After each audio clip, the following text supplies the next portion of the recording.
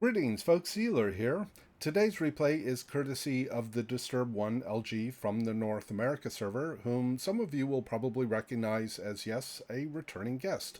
And as always, I'll leave links to this player's previously featured replays in the video description.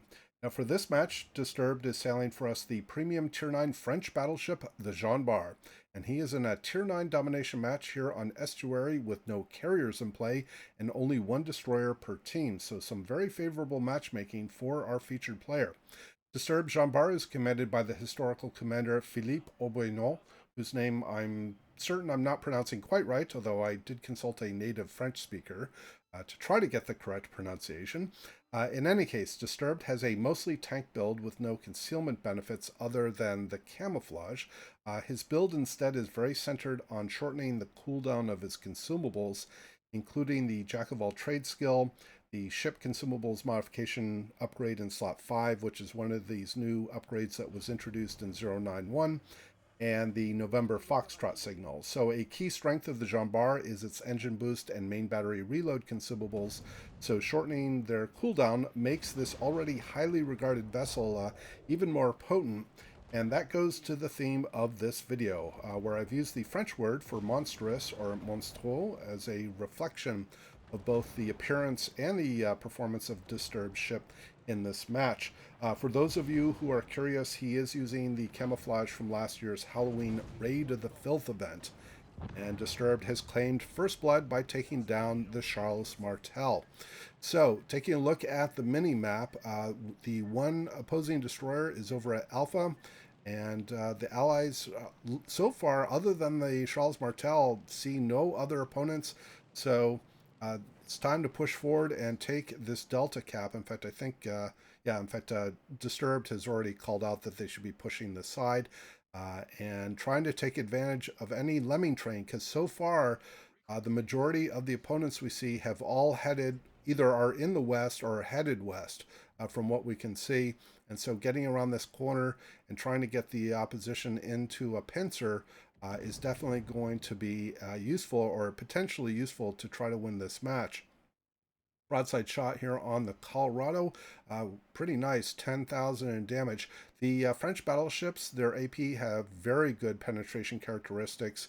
These are among the best AP shells in the game, even though that they are relatively smaller caliber at 380 millimeters. Now, using Philippe Auboynon means that when you take a capture point, you activate the Sparks of Resistance talent, which increases the fire chance on the main battery by 1%. That's probably more useful for the French destroyers or cruisers, and probably less so for the French battleships, as up to this point, Disturbed has been firing AP. And speaking of AP, here comes another nice hit on that Colorado. Here's a broadside shores. Obviously, a common complaint from a lot of battleship players, at least that I see, is the prevalence of overpenning on cruisers like this, and that was a pretty good example of that. 3 shells on, and all of them were overpens. Now, he is using the main battery reload here, gets another salvo out. Another disappointing salvo, just 2 overpens. This Shores is slow boating here. It comes to almost a complete stop, waiting for his guns to reload here. Try to get another salvo on this Shores. Now, one thing is that, the Shores is a very squishy cruiser, but if he starts angling away, this will actually force the shells to arm inside the ship, and sure enough, that's what happens. He finally gets that citadel he was looking for, and doesn't quite finish off the Shores. Is going to need to wait for his next salvo before he can try to take out the cruiser. Now, looking back at the tactical situation, the Allies were taking Alpha, but the Allied Kagero, had to back off. There are 2 Atlantas over at that side. Shells are out on the shores. Yes, second kill for Disturbed here in this game. So the Allies did obviously secure Delta, and they're going to be trying to push here on this east side back to the west. Again, try to get some pincering action in. Now, the opponents have gotten a 1-ship advantage, although this Colorado is quite low health. That Disturbed his fire on. Those center set of shells look pretty good. Yeah, nice. He gets his third kill of the game, and that evens up the ship count again. Allies have a modest lead because they're even on ships, and they took the Delta Cap before the opponents were able to take Alpha, and it looks like they are going to get Alpha here fairly quickly. Now, there's a ping on the map here. I think Disturbed was actually quite frustrated with this Iowa player. There are two Tier 9 battleships on each team. Obviously, Disturbed is one of them, and the other is the Iowa. The Iowa started in the middle of the map. That's where he spawned, and he sailed eastward toward Delta, but he was fairly slow in his progress. And the Iowa is a fast battleship. I mean, literally and genuinely.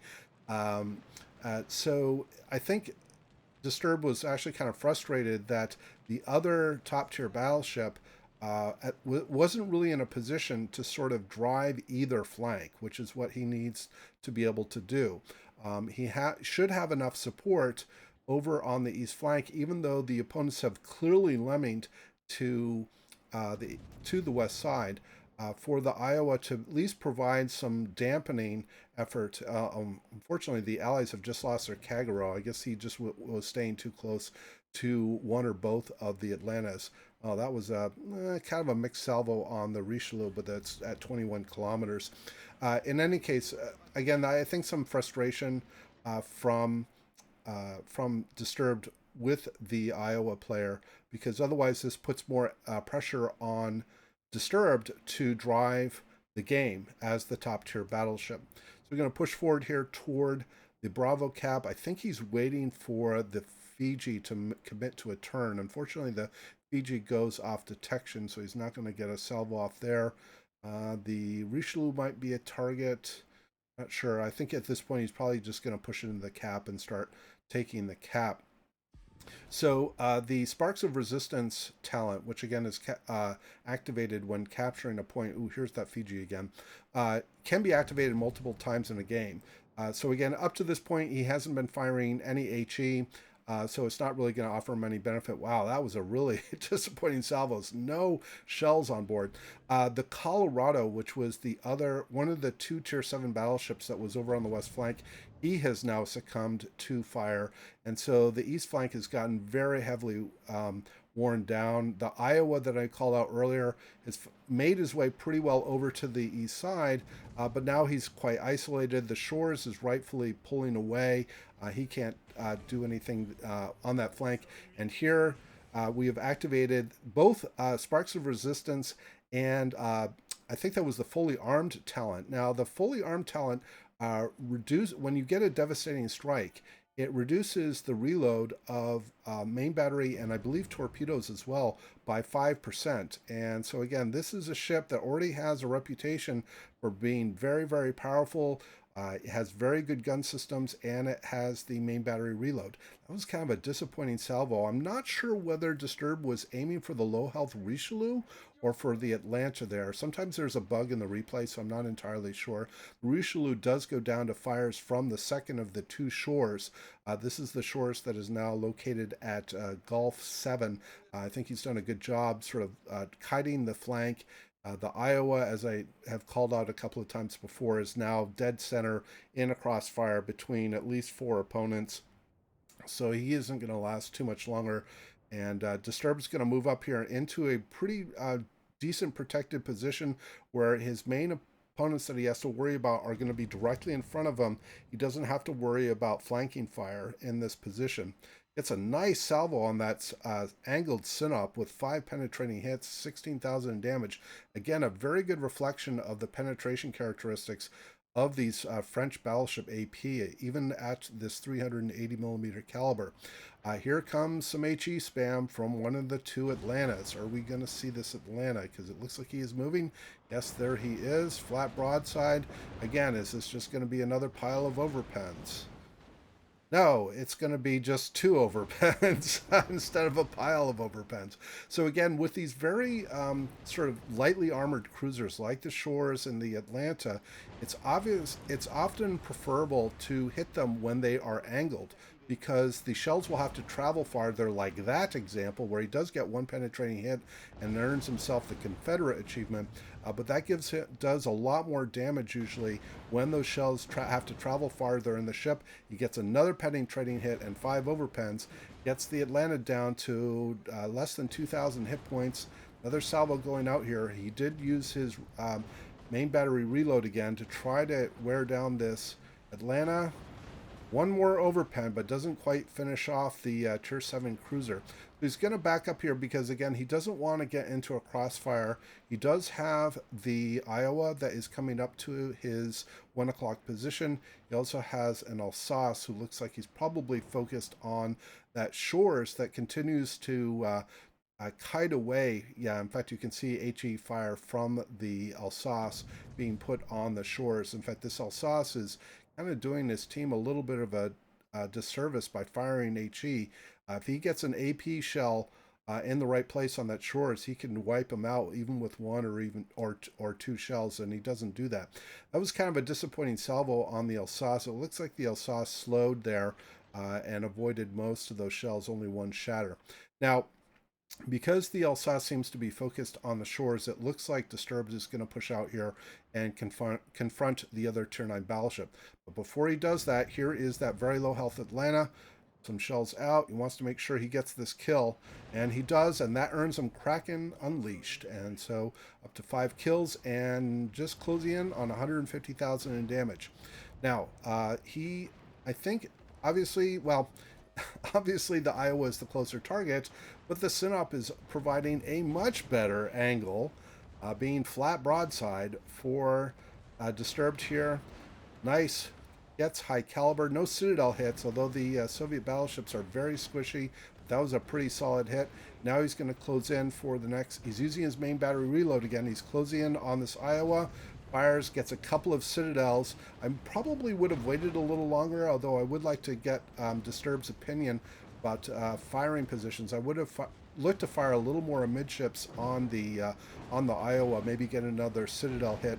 I think Disturbed had hoped to be able to get another salvo on the Iowa, but he realizes that the two ships are simply passing each other too quickly, and so Disturbed has elected to re-rotate, angle against the Sinop, who is stationary, flat broadside.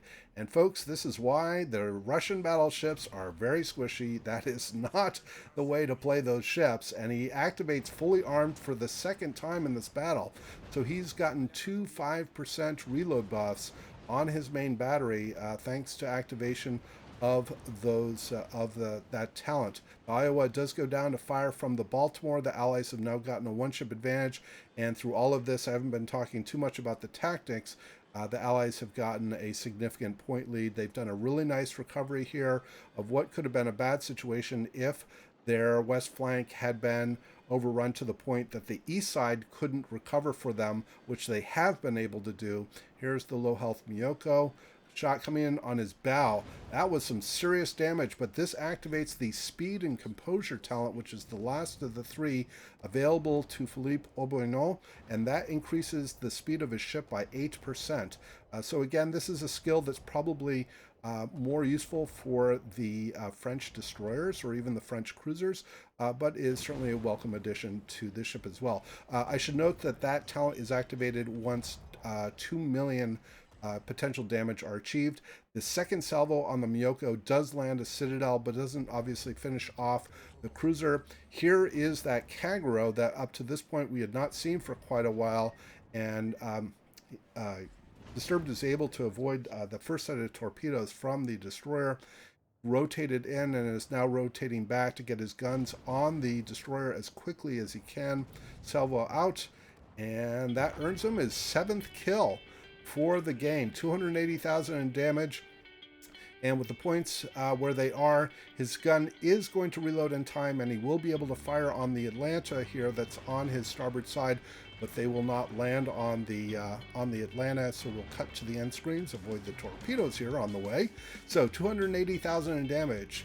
Kraken Unleashed, high caliber, Confederate, 2 devastating strikes, a dreadnought, fireproof, and first blood, and 2,800 base XP in a 7-kill win here on a domination match on Estuary. So very, very nicely done. Thank you very much, Disturb, for sharing this with us.